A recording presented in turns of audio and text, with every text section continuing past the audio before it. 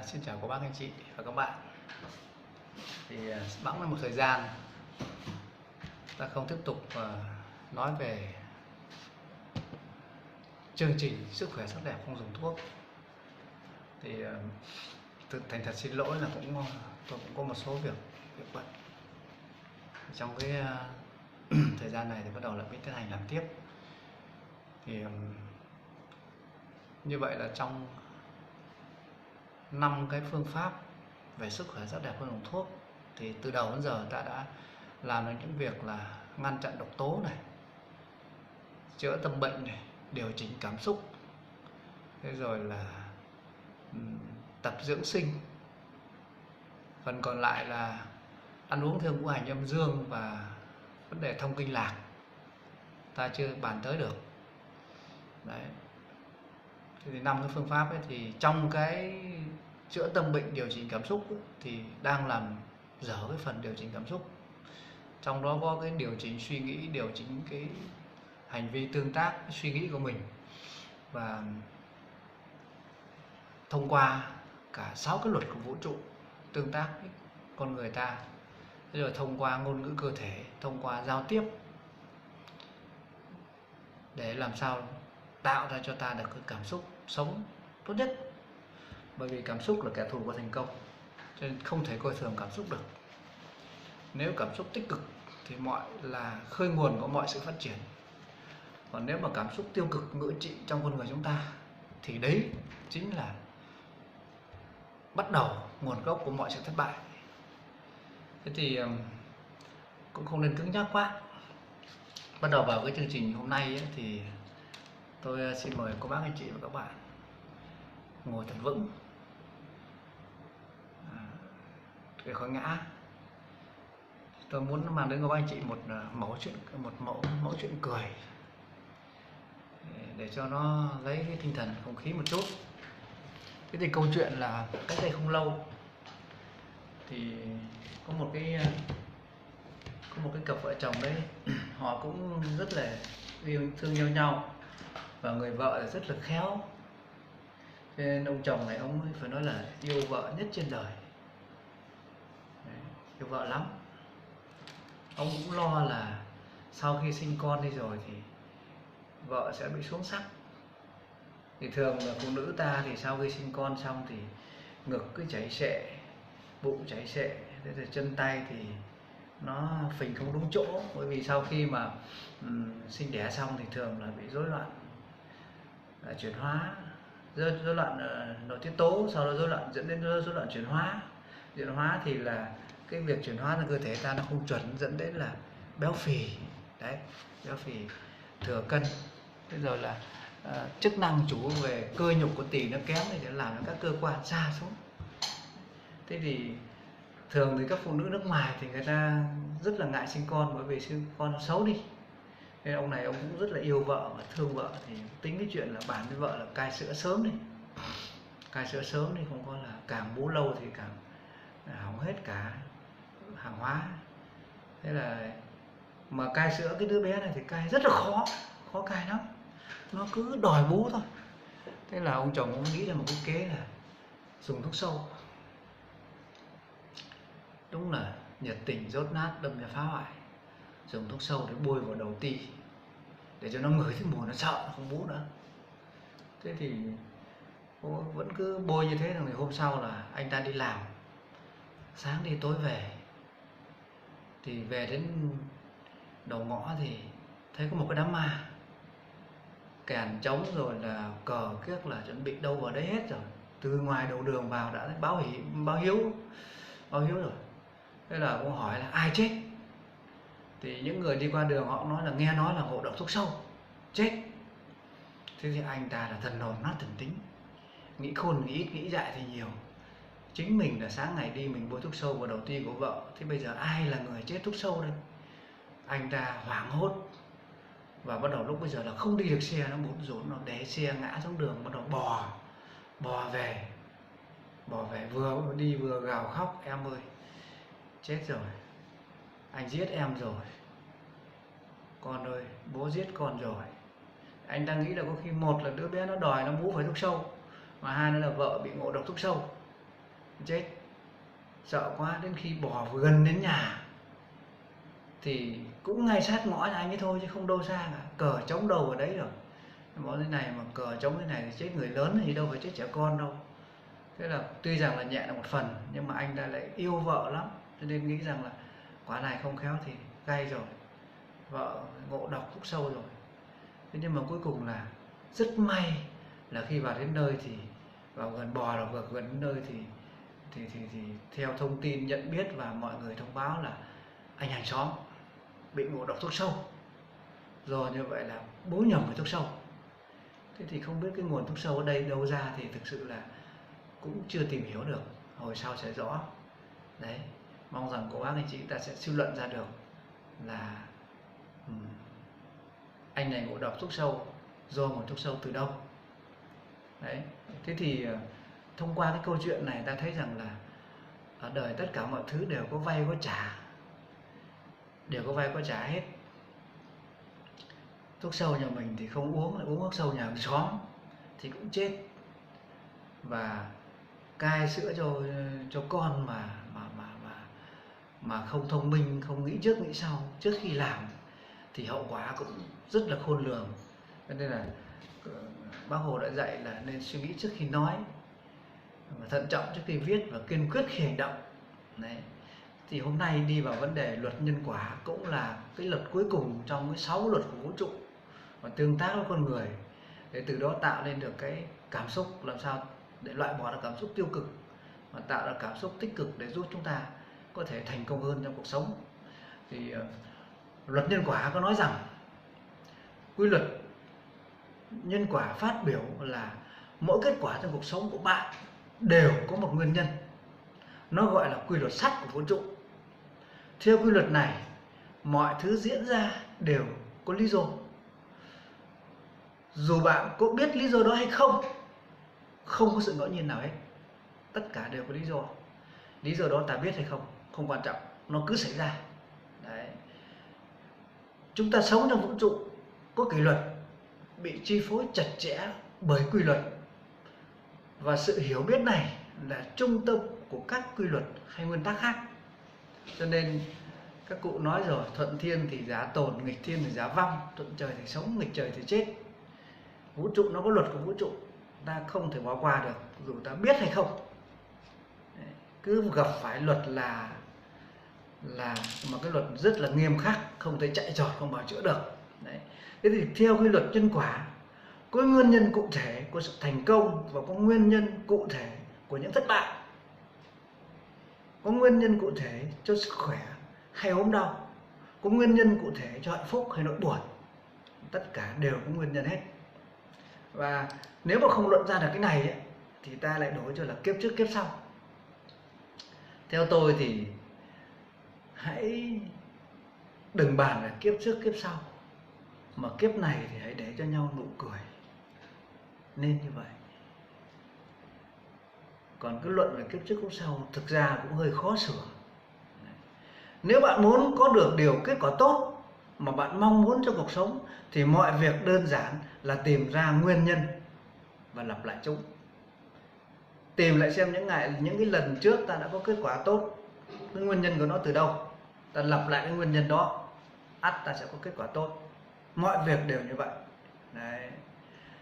Nếu có một kết quả nào trong cuộc sống mà bạn không thích, bạn cần phải tìm bằng được nguyên nhân để loại bỏ cái nguyên nhân đó đi. Thấy không? Đơn giản như vậy. Không cần phải nghĩ nhiều. Nghĩ nhiều, phương pháp nhiều, kỹ năng nhiều, nhưng mà không chấp hành được cái này thì cũng cuối cùng vẫn thất bại. Quy luật này cho rằng thành tựu của cải, hạnh phúc, sự thịnh vượng và thành công trong cuộc sống cũng như trong kinh doanh đều là hệ quả trực tiếp hay gián tiếp, là kết quả của những hành động cụ thể. Điều này có nghĩa rằng bạn có thể đạt được thành quả như mong muốn nếu bạn nhận diện được mục tiêu rõ ràng. Đấy. Nếu nỗ lực tìm hiểu và hỏi sự thành công từ những người đi trước, chắc chắn bạn sẽ đạt được thành công như họ. Như vậy. Quy luật này rất đơn giản, nhưng nó gây trở ngại ngại cho đại đa số mọi người.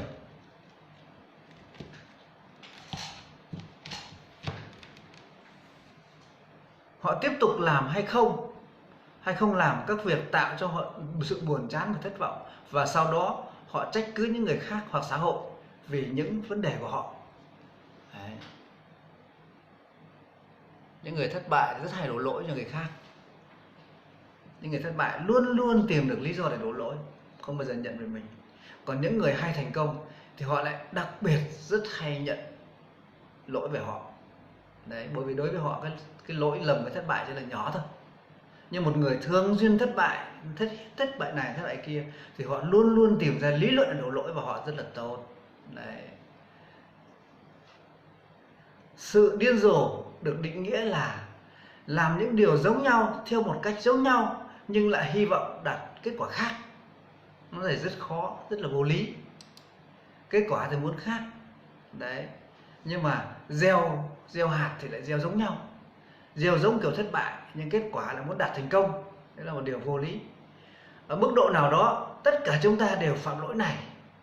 Chúng ta cần đối mặt với xu hướng này một cách nghiêm túc và giải quyết một cách trung thực thì may ra mới thoát được. Thế còn suốt đời đổ lỗi thì không bao giờ thành công. Không chịu nhận rõ nguyên nhân thất bại, không chịu nhận thất bại về mình, không cho rằng đấy là bài học, mà suốt đời tìm lý luận đổ lỗi cho người khác, thì nó thành một cái thói quen của thất bại, và suốt đời thất bại mà thôi. Người Scotland có một câu tục ngữ rằng thà thắp sáng một ngọn nến bé nhỏ còn hơn là ngồi nguyền rủa bóng tối. Tốt hơn chúng ta hãy ngồi xuống và phân tích cẩn thận nguyên nhân gây ra khó khăn, chứ đừng thất vọng và giận dữ chúng. Có một câu tục ngữ nói rằng gieo gió rồi gặt bão. Quan điểm này của quy luật nhân quả được gọi là quy luật của sự gieo và gặt. Nếu bạn hiểu rằng gieo cái gì thì bạn sẽ gặt được cái đó, và tất cả những gì bạn thu được ngày hôm nay đều có kết quả của những gì bạn đã gieo trong quá khứ. Chắc chắn là như vậy. Đời cha ăn mặn là đời bố khát nước luôn, chứ chả có cái chuyện đời cha ăn mặn để dành đến đời con khát nước đâu. Nếu bạn hy vọng thu được một vụ mùa khác bất cứ lĩnh vực nào trong tương lai, thì bạn nên gieo loại hạt khác ngay hôm nay.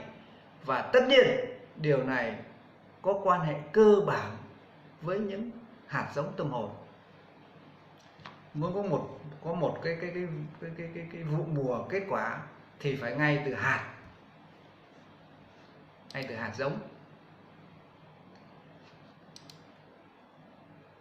Đừng có kiểu như làm thì không muốn thay đổi, nhưng lúc nhận kết quả lại muốn thay đổi, không có đâu. Thành công không đến với bạn một cách tình cờ hay may mắn, như một phép nhiệm màu.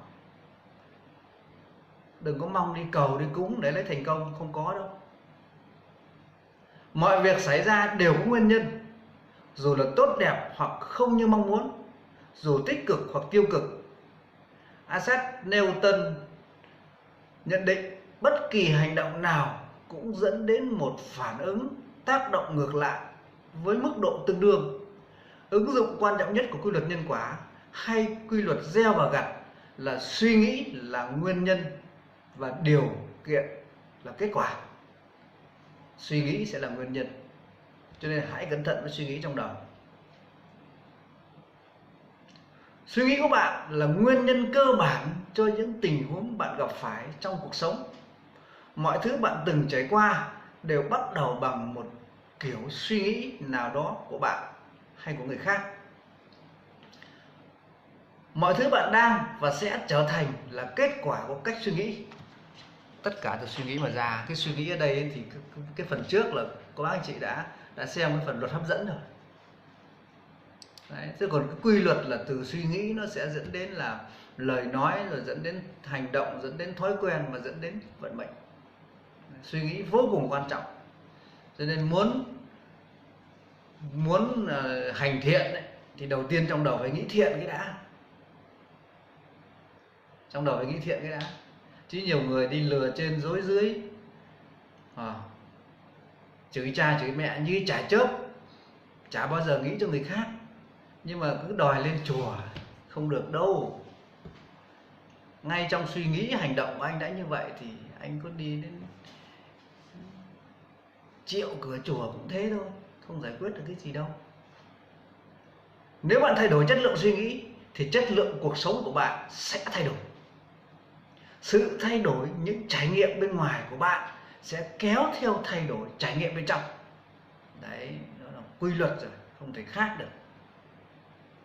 Bạn xây dựng toàn bộ thế giới của mình theo cách suy nghĩ và đặt vấn đề về cuộc sống. Giá trị ý nghĩa của con người, sự việc và tình huống xảy ra trong xung quanh đều phụ thuộc vào suy nghĩ của bạn.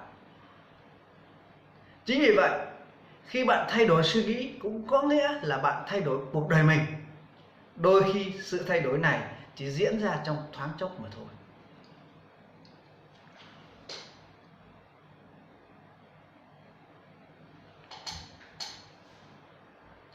Có lẽ phát hiện vĩ đại nhất trong lịch sử nhân loại chính là sức mạnh tinh thần của một người có khả năng tạo ra hầu hết mọi khía cạnh trong cuộc đời họ.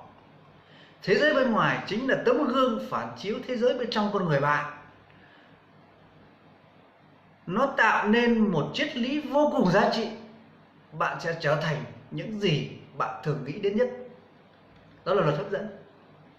Nghĩ đến điều gì nhiều, điều đó sẽ hứa hiện ngay trước mặt của mình. Không cần biết điều đó tốt hay xấu. Không có bệnh dạ dày, cứ nghĩ nhiều về dạ dày chắc chắn sẽ có bệnh dạ dày. Luật hấp dẫn rất rõ ràng rành mạch. Cho nên cái kết quả đạt được trong cuộc sống chính là cái suy nghĩ trong đầu của ta. Chắc chắn là như vậy. Vấn đề là cách nghĩ thế nào cho đúng. Muốn đạt được kết quả tốt thì nghĩ tốt là đương nhiên rồi, nhưng cách nghĩ thế nào, đấy mới là vấn đề quan trọng. Thì cái cách nghĩ của nó, mong rằng các anh chị hãy quay lại cái phần luật hấp dẫn tôi đã giới thiệu ở video trước. Rõ ràng không phải những gì xảy ra với bạn, mà chính cách bạn suy nghĩ về những gì xảy ra và quyết định cách phản ứng hay cảm nhận của bạn mà thôi. Không phải thế giới bên ngoài quyết định điều kiện hay hoàn cảnh sống, mà chính thế giới nội tâm mới là yếu tố tạo ra hoàn cảnh của cuộc đời của bạn. Nó là như vậy đấy. Tất cả những gì biểu hiện bên ngoài cuộc đời của mình, nó chính là từ cái trong suy nghĩ của mình. Chắc chắn là như vậy. Kiểu gì cũng như vậy luôn. Tôi khẳng định luôn, năm nay tôi 55 tuổi rồi. Tôi đã trải nghiệm 55 năm. Và đó là sự thật. Đó là sự thật. Không thể khác được. Quyền tự do lớn nhất của con người là quyền được lựa chọn cuộc sống. Không ai đủ quyền năng buộc bạn phải suy nghĩ, cảm nhận hay hành động theo cách mà bạn không mong muốn. Bản thân chúng ta, ai cũng không được lựa chọn cha mẹ, ai cũng không được lựa chọn ngày sinh tháng đẻ, thì nhất định ta phải được lựa chọn cuộc sống. Cuộc sống cá nhân của ta, cách sống cá nhân của ta là ta phải được lựa chọn. Chắc chắn là như vậy. Nếu ta sống theo cách sống của người khác thì ta không thể nào suy nghĩ được cuộc đời của ta và không thể đạt được kết quả. Và cuối cùng ta chỉ là một bản photo của người khác. Hoàn cảnh của họ khác, họ sinh ra ngày tháng năm sinh khác, không giống ta. Nhịp sinh học của họ khác, từ trường của họ khác, ta không thể bê cả cuộc đời của họ để đặt vào cái hoàn cảnh của ta được. Không thể 9 lẻ 10 lẻ cái chỗ này được.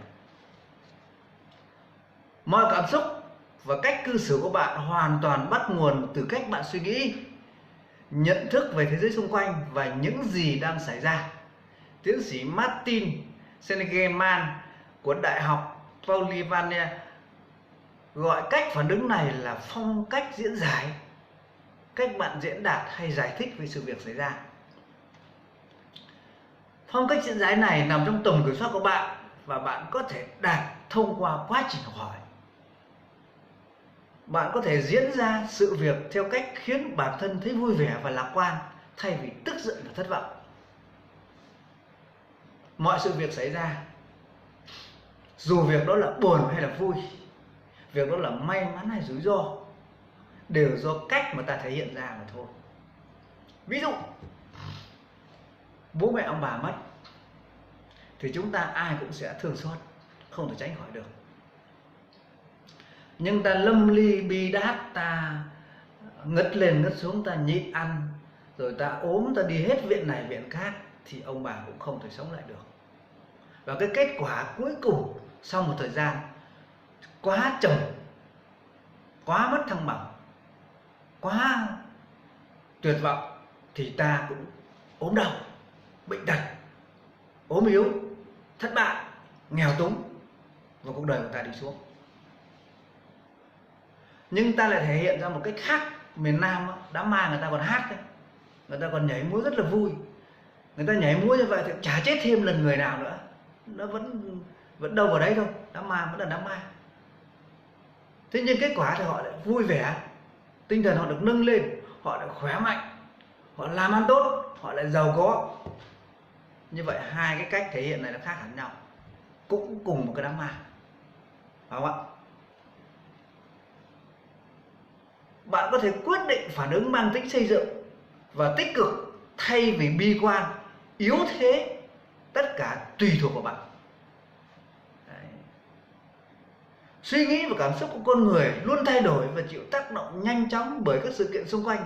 Ví dụ, khi nhận được một tin tốt lành, bạn lập tức có thái độ hân hoan, vui vẻ, lạc quan. Ngược lại, nếu nhận được một tin xấu, ngay lập tức bạn sẽ trở thành khó chịu, buồn phiền và nóng nảy, ngay cả khi có những tin không chính xác hay sai sự thật. Bây giờ không còn biết đúng hay sai, cứ nghe tin buồn cái là theo phong trào là xỉu mặt xuống, nghe tin chết cái là khóc liền. Không, còn chưa biết đúng hay sai. Thì cái cách mà ta thể hiện như vậy là cách đó không đúng, không nên duy trì. Và phải thể hiện ra thế nào để phát triển được cơ. Như vậy, cách bạn diễn giải sự việc của bản thân sẽ quyết định phần lớn cách phản ứng của bạn. Đấy, nó là như vậy. Gieo nhân nào sẽ gặt quả đó. Sự gieo nhân và gặt quả của mỗi chúng ta thường xuyên xảy ra trong cuộc sống thường ngày của mỗi cá nhân chúng ta, chứ chẳng phải chờ kiếp sau hay kiếp trước. Chỉ có điều là chúng ta không chú ý nên không cảm thấy mà thôi. Ta gieo nhân suy nghĩ sẽ gặt được kết quả cảm xúc, gieo nhân lời nói sẽ gặt được kết quả hành động, gieo nhân hành động sẽ gặt được kết quả thói quen, và gieo nhân thói quen sẽ gặt được kết quả vận mệnh. Nếu như ta suy nghĩ không tốt về một người khác thì ta nhìn họ với ánh mắt không tốt, họ nhìn lại ta cũng ánh mắt chả lấy gì làm tử tế, là ta đã nhận được cảm xúc tiêu cực. Khi ta nói ra một lời dễ nghe, người ta cảm thấy thích, và kết quả họ phản ứng lại cho ta những cái cử chỉ dễ chịu, và hành động của ta nó cũng thân thiện hơn. Nhưng ta nói không suy nghĩ, nói cho người khác lộn máu, nói ra cho người khác cứ muốn thắt cổ tự tử, thì họ phản ứng lại cho ta những hành động, những ánh nhìn hai viên đạn. Thì lúc bây giờ ta chỉ không còn cách khác là chỉ có những cái hành động tự vệ mà thôi. Sống trong lo sợ, sống trong nơm nớp. Và những cái hành động của ta mang tính chất xây dựng thì cuối cùng thói quen của ta luôn luôn tốt. Và con người ta thì đôi khi chỉ chết vì thói quen. Lái xe, đi đường, phần lớn chết do thói quen. Cho nên kinh nghiệm người ta học xong cái bằng lái xe ra ngoài đường là người ta 5.000 cái đầu, người ta đi chậm, người ta xử lý hết mọi cái nhược điểm. Đi vào cái đường rẽ không có người vẫn được bật đèn xi nhan trước 30 mét chẳng hạn, tạo thành một thói quen, để thói quen xử lý mọi tình huống. Chỉ có chết vì thói quen thôi. Còn Văn Trường có thói quen nghĩa khí thì cũng chết vì nghĩa khí. Trương Phi nóng tính thì cũng chết vì nóng tính.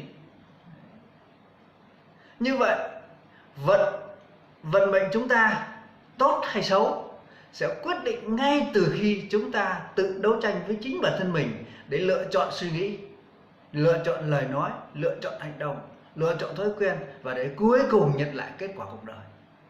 Trong mỗi con người chúng ta luôn luôn tồn tại hai con người, một tốt, một xấu. Một nghĩ tốt về người khác, hai là luôn nghĩ xấu về người khác. Một là nói ra một lời nói làm sao cho cùng nhau vui vẻ, lời nói không mất tiền mua, lỡ lời mà nói cho lòi tiền ra, quên, cho vừa lòng nhau. Với một lời nói xong họ cũng muốn vả một miệng. Tùy chúng ta đấu tranh bản thân ta, chọn cách nói thế nào. Đừng nói rằng tôi thẳng tính, tôi vô tư, tôi nói xong là thôi. Anh nói ra một lời mà làm cho người khác phải suy nghĩ, phải đau khổ. Nói cho một người lời người ta không nuốt được cơm vào miệng nữa. Đấy là vô cùng độc ác. Đừng dở cái giọng vô tư ra đây. Tôi vô tư, tôi không thảo mai, tôi thẳng thắn, tôi nói xong thôi. Ông nói xong người ta chết quách thì còn đâu nữa, mà xong thì thôi. Tạo ra cảm xúc tiêu cực là một điều vô cùng ác. Chưa cần phải giết người. Con cái nhiều khi không cần phải bố mẹ chết sớm đâu, không cần phải giết bố mẹ đâu, chỉ cần nói đều thôi là người ta suy nghĩ, bắt đầu là người ta ốm đau rồi người ta chết sớm, là cuối cùng là có cái gì tài sản là về tay mình. Không cần phải chửi, không phải đánh đâu, không phải đuổi đâu, không đâu.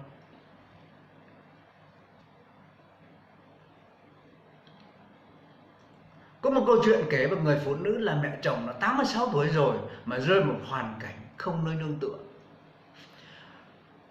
Đó là nghiệp, bà gieo nhân nào bà gặt quả nấy. Nếu ngày xưa bà chỉ cần công tâm, công bằng giữa các con trai, con gái, con dâu, con rể, đối xử với mẹ cho đúng cách, đối xử với con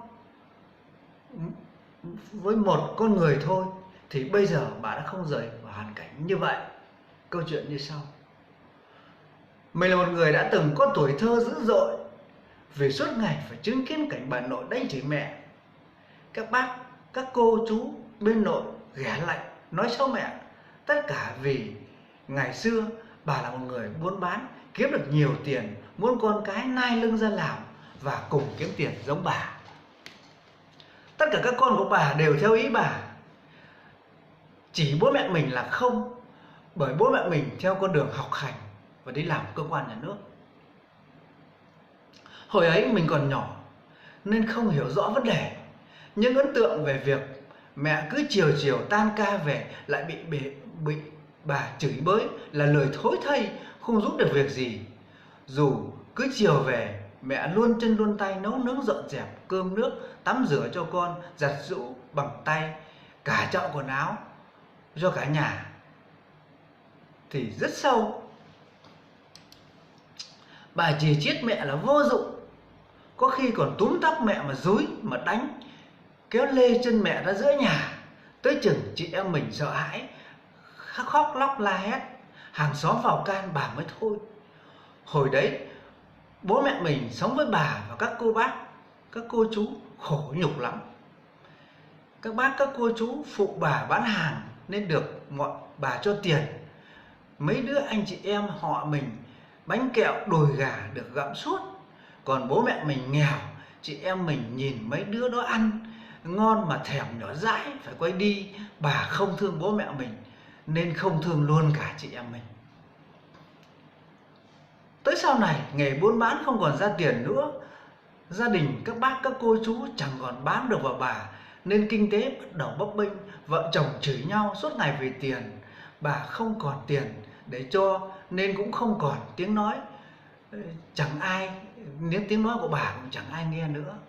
Bố mẹ mình thì chuyển ra ở riêng với ngôi nhà cất lên từ miếng đất của mẹ được phân.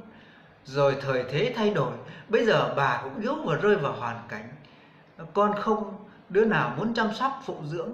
Bố mẹ mình khá giả nhất. Bà cũng đến xin lỗi mẹ vì muốn được về ở với gia đình mình, nhưng chị em mình nhất quyết không đồng ý. Tiền có thể gửi cho bà, nhưng để bà sống chung thì nhất định không được.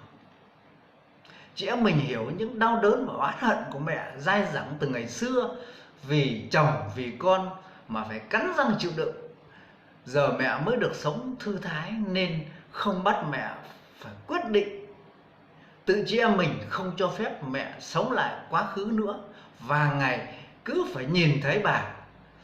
Mình quan điểm rất rõ ràng, trên đời này chỉ có bố mẹ sinh ra mình, nuôi nấng mình là đáng được mình bảo vệ nhất.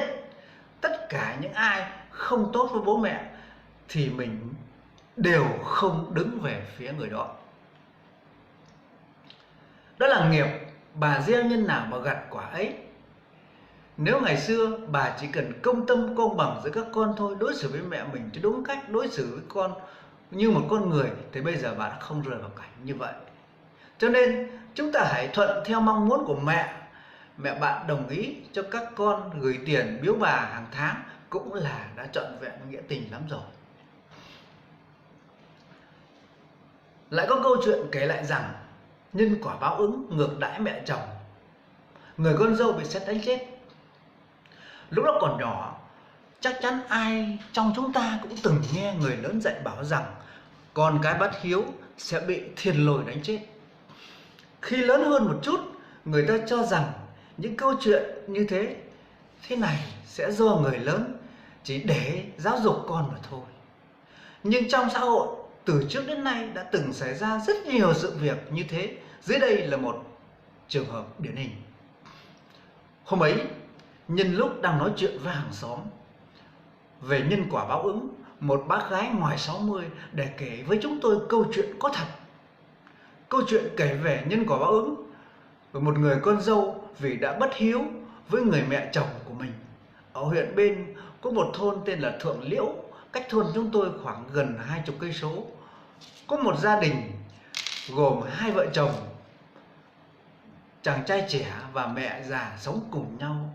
Bởi vì bà lão đã già không làm được việc gì giúp 2 vợ chồng người con trai, hơn nữa bà lại thường xuyên đau ốm nên con dâu cảm thấy bất lực trong lòng.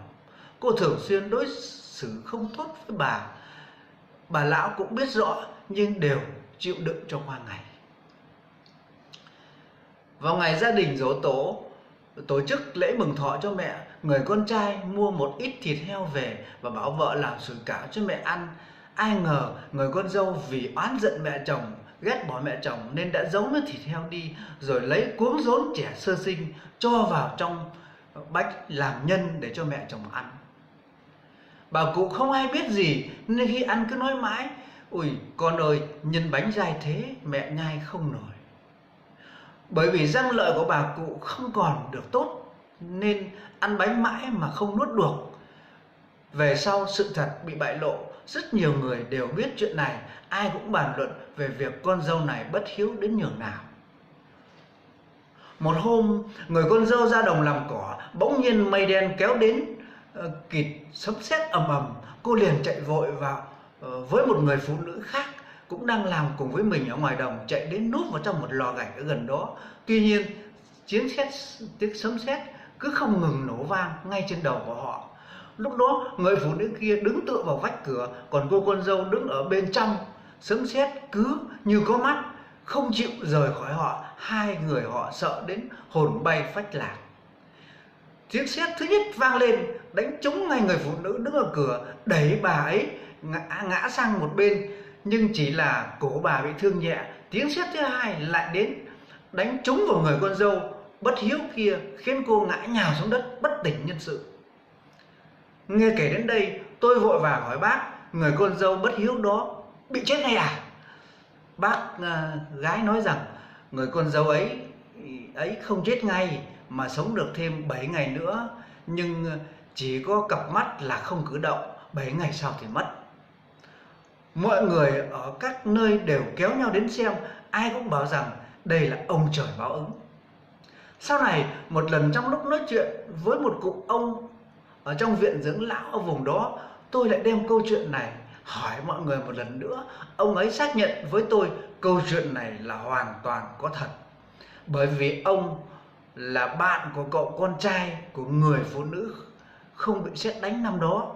Ông nói thêm rằng người phụ nữ này lúc ấy chỉ bị thương nhẹ và trên cổ vẫn còn để lại một vết sẹo cho đến bây giờ.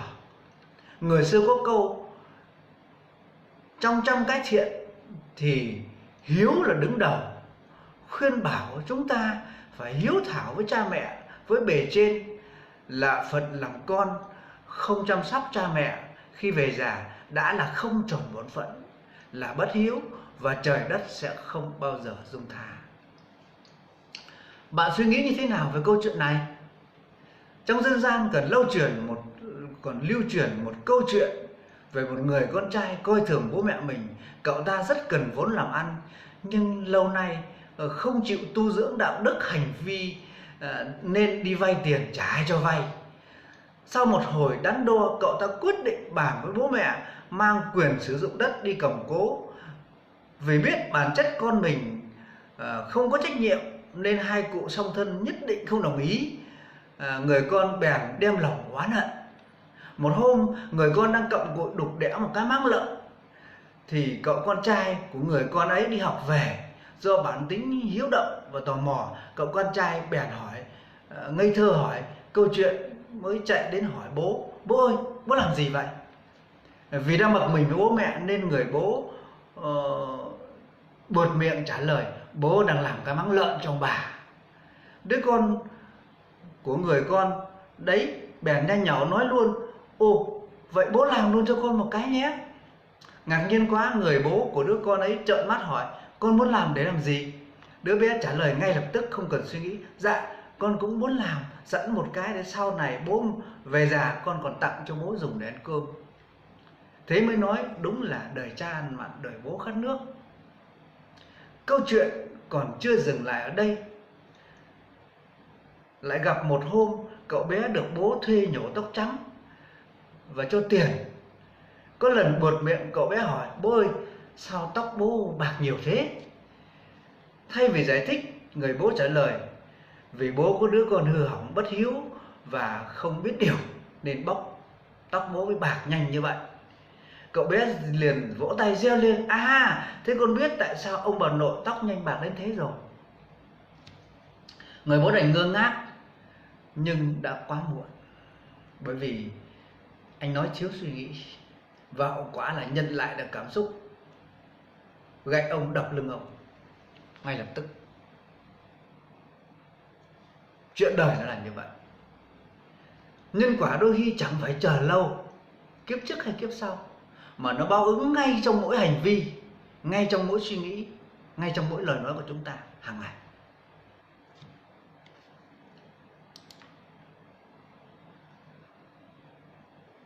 Nhưng mà sợ nhất ở đây là nói thì rất khéo,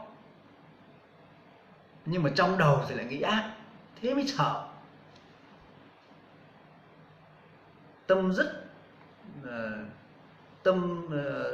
Tâm xà khẩu Phật, sợ thế này. Mỗi chúng ta đều muốn gặt quả gì đều do cách chúng ta gieo mà thôi. Qua những câu chuyện trên chỉ là điển hình và nổi bật nhân quả.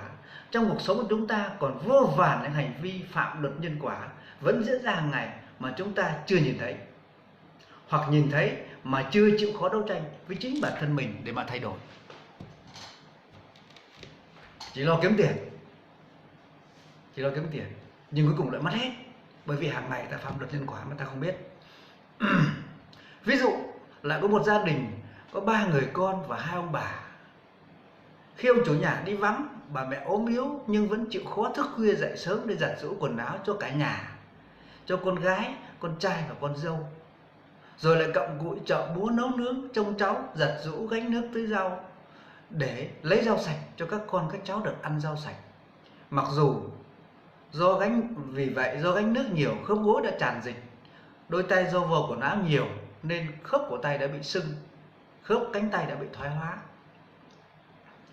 Nhưng điều này gần như các con của bà ấy không hề nhận ra. Họ chỉ duy nhất chú ý đến một điều là 10 bữa ăn, tập trung vào chê bai mẹ cả 10. Thậm chí vì chê bai nhiều mà không bữa ăn nào người mẹ đấy không bị cắn vào lưỡi và môi, mà các con của bà không hề hay biết. Điều này đã vi phạm không nhỏ đến luật nhân quả, bởi vì thứ nhất, theo quy luật đối xử thì con cái không đẻ ra bố mẹ, không nuôi được bố mẹ, cho nên không nên chê bai và dạy dỗ bố mẹ. bố mẹ có nhờ thì con cái, bố mẹ hay thì con cái có nhờ, bố mẹ dở thì con cái phải chịu. Vì trong thực tế con cái không đẻ ra bố mẹ, cũng chưa nuôi được bố mẹ, nhưng họ đang vô tình hàng ngày đang bóc lột sức lao động của bố mẹ thay vì họ phụng dưỡng. 18 tuổi trở ra họ phải nuôi bản thân họ phải phụng dưỡng bố mẹ. Ta đẻ con ra để nhờ cơ mà, tất cả chúng ta đều muốn đẻ con ra để nhờ, ngoài việc là duy trì nòi giống, còn để đẻ con ra để nhờ. Nhưng 18 tuổi trở lên chưa được nhờ con, vẫn giặt giũ quần áo, phải nấu nướng cho con ăn, thậm chí phải xới cơm dâng cho con ăn, nhưng 10 bữa nó chê cả 10, cắn vào lưỡi nó vẫn chê, vô cùng độc ác. Thứ hai là theo tiêu chuẩn làm người, con là từ 18 tuổi trở lên được coi như người trưởng thành, từ đó phải hoàn toàn độc lập tự do, sống công bằng và mưu cầu. Như thế đến quần áo mà họ vẫn không giặt nổi, rau họ vẫn chưa tự trồng lại được để mà ăn, lại vác miệng đi chê người khác đã từng đổ mồ hôi xương máu ra vì bản thân của họ, thì đây là một điều quá thất đức so với nhân quả. Thứ ba là trong tất cả các việc thiện trên đời thì việc hiếu là việc quan trọng nhất, nhưng những con người này lại không thức khuya dậy sớm để phụng dưỡng bố mẹ già, mà lại ngủ đến 8-9 giờ, thậm chí 10 giờ mới dậy để mọi việc cho bố mẹ làm, hay nói cách khác là lợi dụng tính siêng năng, sống vì người khác của bố mẹ để quên đi việc phụng dưỡng bố mẹ, mà trái lại là đang bóc lột sức lao động giải hiếu của bố mẹ. Và kết quả cuối cùng, nhân quả báo ứng ngay lập tức, là cuối cùng những người con này thường xuyên gặp trắc trở trong công việc và tai nạn như cơm bữa. Đây không phải là sự trùng hợp hay có điều gì đó bí ẩn hoặc thần thánh hóa, mà thực tế là khi chúng ta nghĩ được điều tốt, làm được việc tốt, chúng ta sẽ cảm thấy hài lòng. Khi hài lòng, cơ thể chúng ta tiết ra hormone hạnh phúc. Hormone này sẽ khiến hệ thống kinh lạc trong cơ thể chúng ta lưu thông tốt hơn, thúc đẩy tuần hoàn lưu thông tốt hơn, thúc đẩy máu lên não đầy đủ hơn, và đương nhiên là trí tuệ chúng ta sẽ sáng suốt, dẫn đến suy tính chu đáo, mưu lược chuẩn xác, hoạch định và thực hiện kế hoạch hiệu quả hơn. Kể cả tham gia giao thông, chúng ta cũng sẽ tỉnh táo hơn và không bị tai nạn. Kết quả là trong mọi việc chúng ta thu lượng được thành quả tốt hơn, và đi xe cũng ít tai nạn, trong khi chúng ta chưa có thời gian cầu khấn hay đi lễ ở bất kỳ chùa nào. Còn chúng ta suốt ngày thắp hương, nhưng mà miệng chúng ta nói là rất là thương mẹ, thương bố, nhưng mà cha toàn đẩy việc cho bố mẹ làm, toàn lười bố mẹ làm, thì cái đấy là nhân quả rất lớn. Đấy lại thêm một cái tội nữa, là cái tội dùng miệng để đỡ chân tay với bố mẹ, thất đức. Vậy hãy cẩn thận trong mọi suy nghĩ, lời nói và hành động của bản thân, vì mỗi khi thực hiện các việc này chính là lúc chúng ta đang gieo. Gặt hái luôn gấp nhiều lần gieo, đó là quy luật.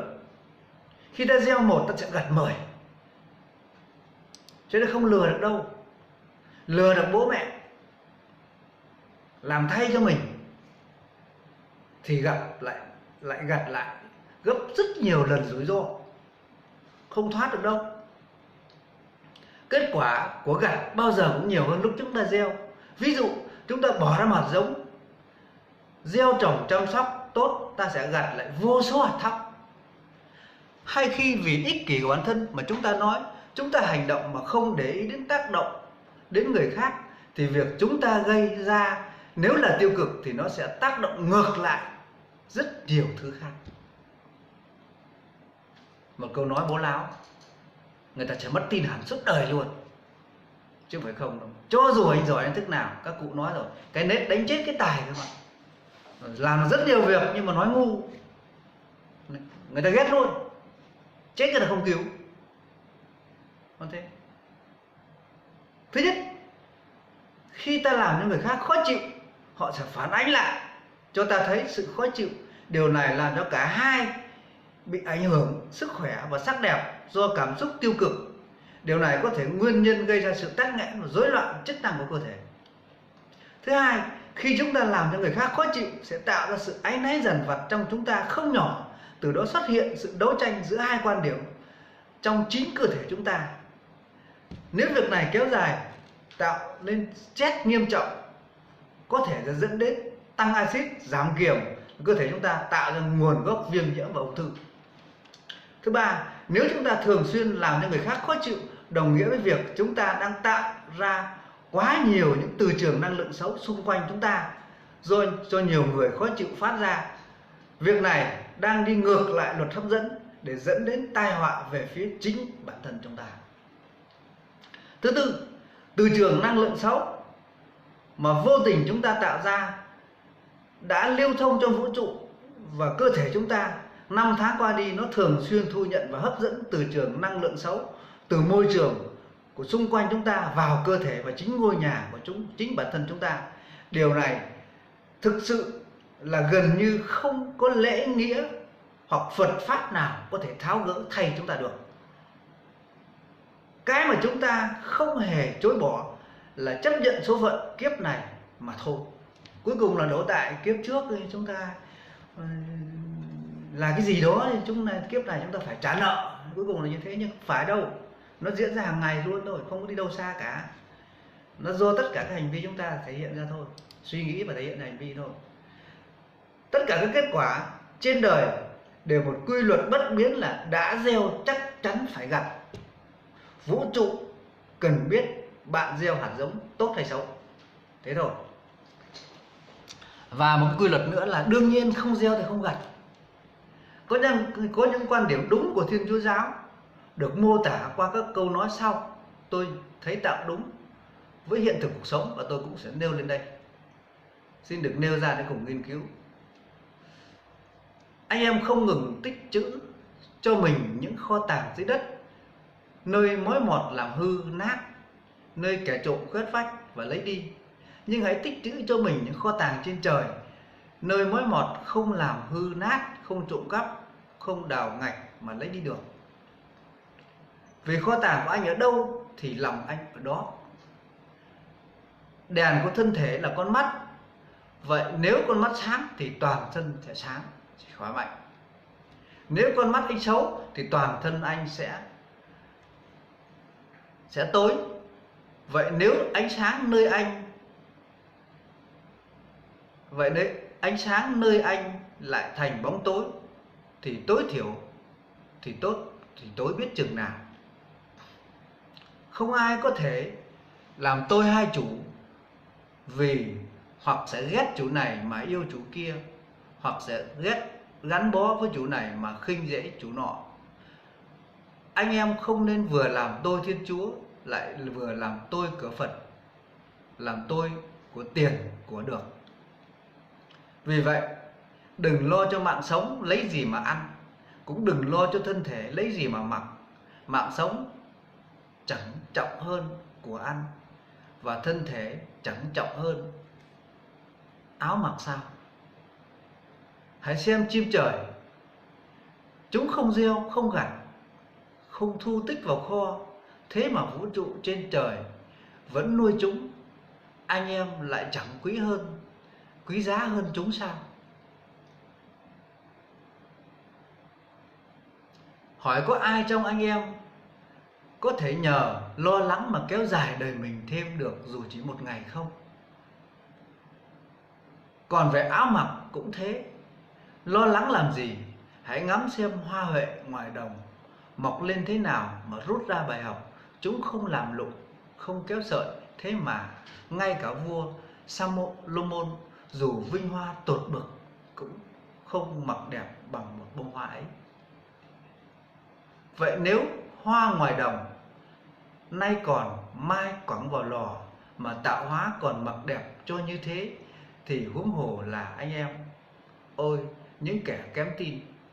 Vì thế anh em đừng lo lắng tự hỏi ta sẽ ăn gì, uống gì hay mặc gì đây. Tất cả những thứ đó dân ngoại vẫn tìm kiếm, vũ trụ thừa biết anh em cần tất cả những thứ đó. Trước hết hãy tìm kiếm chính niệm thiện lành trong con người chúng ta đi. Còn tất cả những thứ kia vũ trụ sẽ thêm dần cho chúng ta mà thôi. Vậy anh em đừng lo lắng về ngày mai. Ngày mai cứ để ngày mai lo. Ngày nào có cái khổ của ngày ấy. cũng không nên vội lo trước làm gì. Tổng tài sản của bạn bằng giá trị nội tại của bạn. Giá trị nội tại của bạn là trí tuệ, là tài sản phi vật thể vô hình. Còn tất cả tài sản khác là xe cộ, nhà cửa hay tài khoản ngân hàng, nó chỉ là tài sản hữu hình, là vật ngoài thân. Các vật ngoài thân có thể nay nhiều mai ít, nay có mai không, nó cũng giống như đám mây tụ tán thất thường mà thôi. Nếu một người quá chú trọng đến những vật ngoài thân sẽ quên đi giá trị nội tại và không còn nhận ra đâu là giá trị hữu hình, đâu là tài sản vô hình, để dẫn đến đối xử sai cách với cộng đồng. Họ sẽ lấy xu định thay cho tranh luận để mưu cầu vật chất. Cái người mà để ý nhiều đến vật chất thì không hiểu được cái giá trị phi vật thể đâu. Ví dụ như một ông huấn luyện viên bóng đá, ông ấy không có trong tay trăm tỷ nghìn tỷ, nhưng ông ấy có một cái trình độ để đào tạo lên một cái đội bóng đứng đầu châu Á hay đứng đầu thế giới, thì đấy là một cái tài sản vô cùng lớn mà chỉ có những người có nhận thức mới nhìn thấy được. Ví dụ như Việt Nam ta thuê ông Park về mới nhìn thấy được. Còn nếu người khác thì nhìn thấy rằng ông này không giàu, ông này không có máy bay riêng, ông này lại lùn, trông không đẹp trai, không thuê, thì đó là những người không có cái con mắt nhìn thấy tài sản phi vật thể.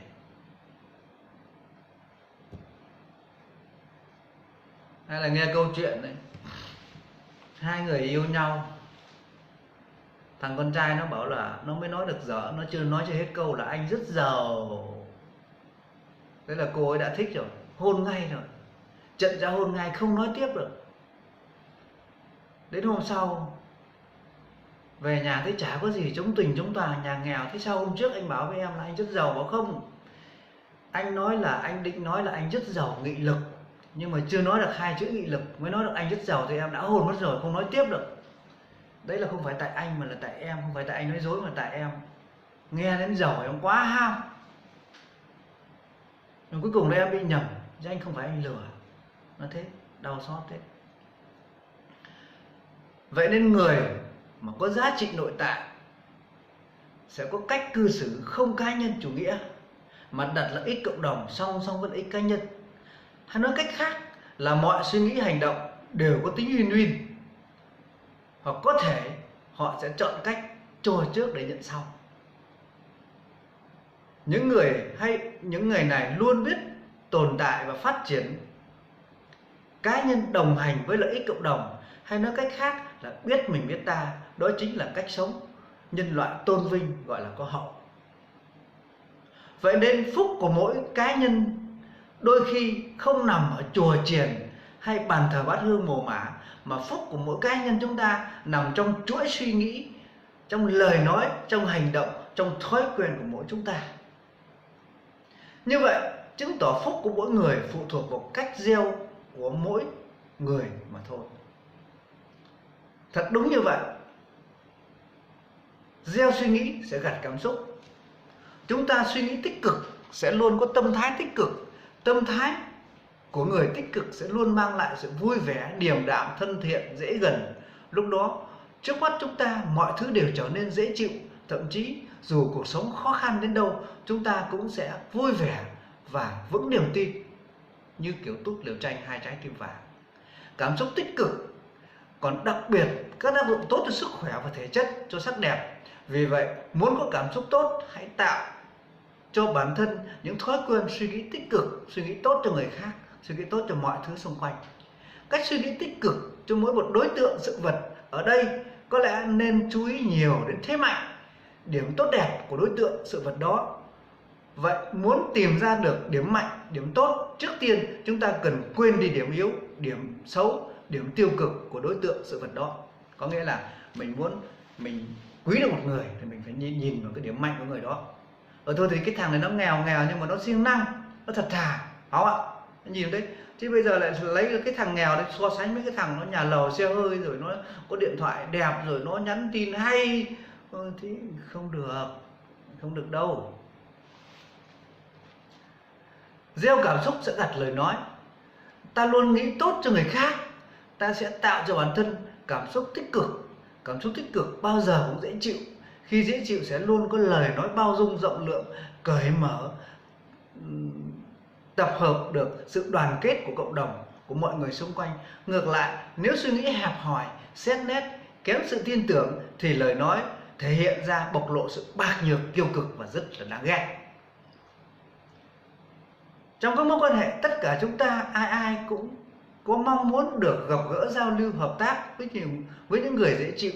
Ai cũng muốn làm việc với những người vui vẻ. Vì vậy, kết quả thành công hay thất bại, mọi việc đã được định sẵn trong việc chúng ta suy nghĩ và lời nói của chúng ta. Gieo lời nói ra gặt hành động. Bàn vấn đề này, lời nói và hành động, trước tiên hãy loại trừ những kẻ nói một đường làm một nẻo, bởi những kẻ ấy không đủ tư cách để bàn về nhân quả. Mà chúng ta chỉ nên tập trung nghiên cứu những người có tư duy trí trực.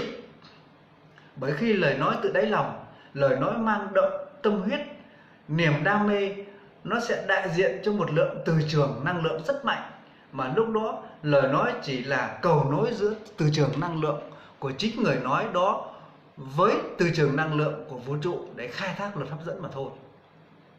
Khi lời nói được phát ra, sau khi não bộ quyết định đó sẽ được truyền tin từ não bộ thông qua tuyến yên, rồi truyền xuống tuyến thượng thận, thúc đẩy tuyến thượng thận tiết ra hormone làm căng cơ bắp, dây chằng, căng gân, thậm chí là thúc đẩy tuần hoàn tăng lên để cung cấp tất cả năng lượng cho hành động sắp tới.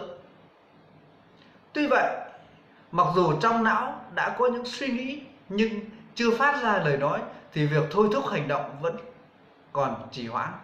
Bởi vậy, để tránh hậu quả xấu xảy ra, chúng ta nên suy nghĩ một chút trước khi chúng ta nói, để cách tốt nhất tránh vũ trụ dẫn chúng ta đến những hành động gây hậu quả xấu, hậu quả đáng tiếc. Gieo hành động gặt kết quả. Kết quả cuộc sống chúng ta đạt được không phải bộc phát, mà nó được trải qua cả một chuỗi công đoạn, từ suy nghĩ đến lời nói đến hành động đến kết quả. Hãy mở rộng lòng bằng cách cụ thể như sau: loại bỏ và quên nhanh những việc có thể tạo ra cảm xúc tiêu cực, buông bỏ thả lỏng bằng hiện tại. Nhận rõ phúc phận là gì. Phúc của đời người là sống bình an, cũng như vạn vật lấy cân bằng âm dương mà tồn tại, sống không tranh giành với ai, cũng không bị ai tranh giành. Nhu cầu sống gần như là vô tận, đến mức mấy cũng vừa. Suy cho cùng, nhiều tiền hay ít tiền, sống đủ là được. Bởi có thể thừa tiền chưa chắc đã làm được việc tốt, mà có thể hư hỏng vì tiền, ngộ tiền. Khi con người có nhiều tham vọng về tài sản, sẽ tìm mọi cách để chiếm ưu thế về sắc đẹp, nhằm ngày càng thu hoạch nhiều lợi thế. Và kết quả cuối cùng là trượt dài trên sự biến dạng do phản ứng phụ của việc đập đi xây lại, hay lạm dụng cách làm đẹp thiếu khoa học. Vậy nên dù xấu hay đẹp, dễ nhìn là được. Đừng cố bắt ép cơ thể phải chịu đựng những gì trái với quy luật tự nhiên, sẽ phải gánh chịu quả báo lớn do việc phản ứng phụ đục đẽo mà gây ra.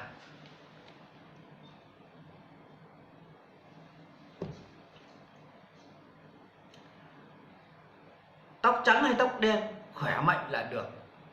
Già hay yếu, khỏe mạnh là được. Đừng cố tỏ ra trẻ đẹp bằng cách đưa độc tố chì vào cơ thể qua việc nhuộm tóc, qua việc xăm môi, để rồi sức khỏe suy tàn, chức năng rối loạn, lại sinh cáu gắt, ốm yếu, thì tóc có xanh hay mũi có thẳng đến mấy cũng vô duyên, dễ ghét mà thôi.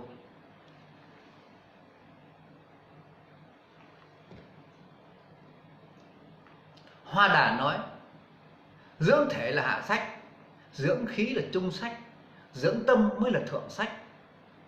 Tinh thần vui vẻ là khởi đầu của mọi thắng lợi, có mọi sự may mắn thịnh vượng. Vì vậy, gia đình giàu hay nghèo, miễn hòa thuận là được.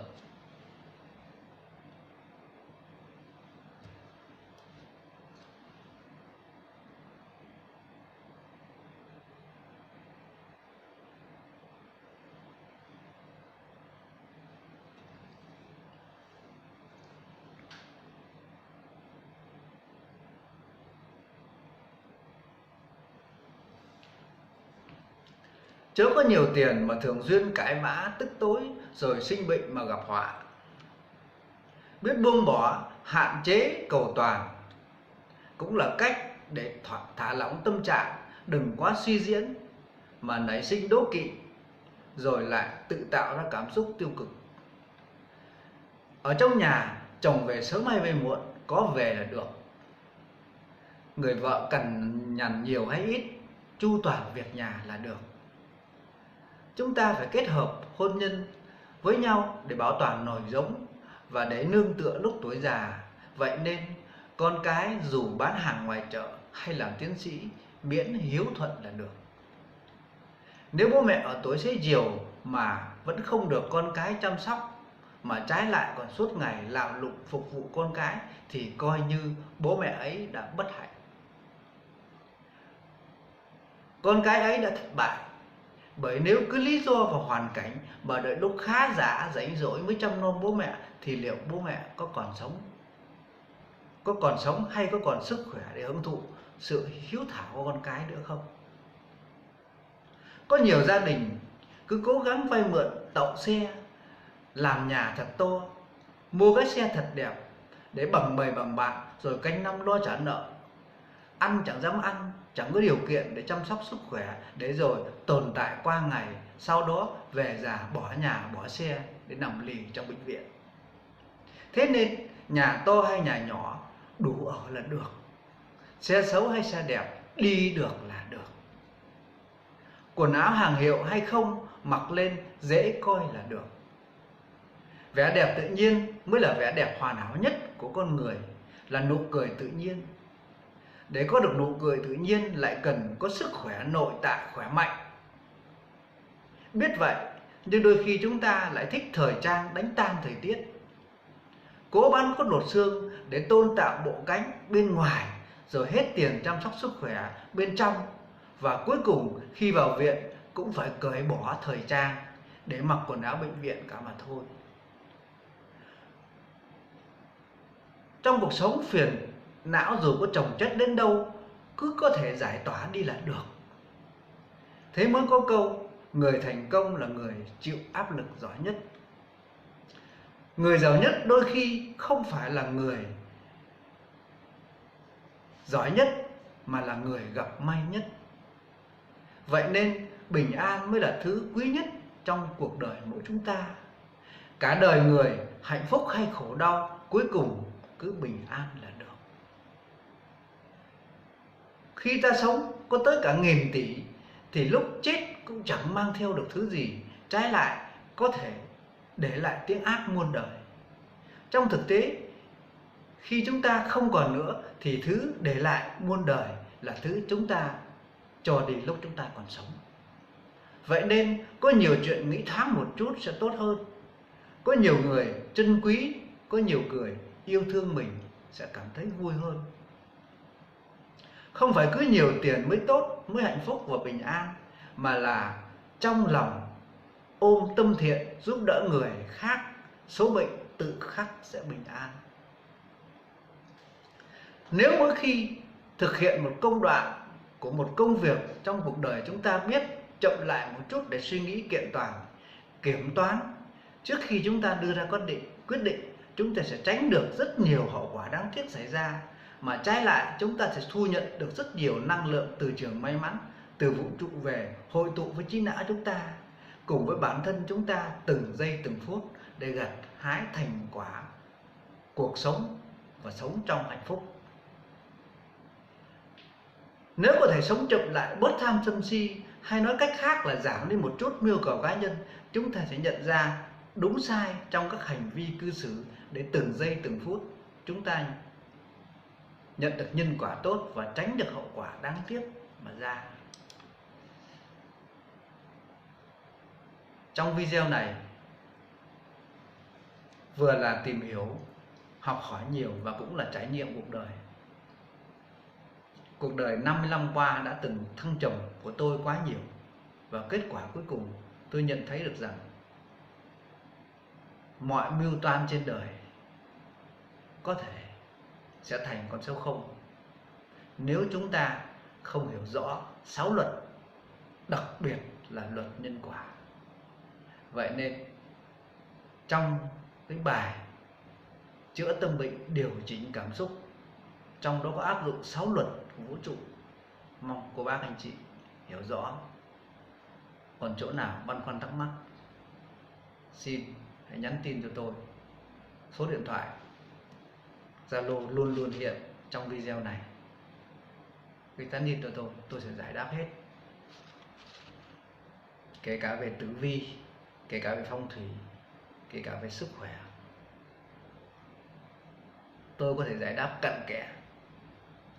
Hết thì chưa dám nói hết, nhưng giải đáp một cách cặn kẽ, trung thực và khoa học. Chúc cô bác anh chị mạnh khỏe.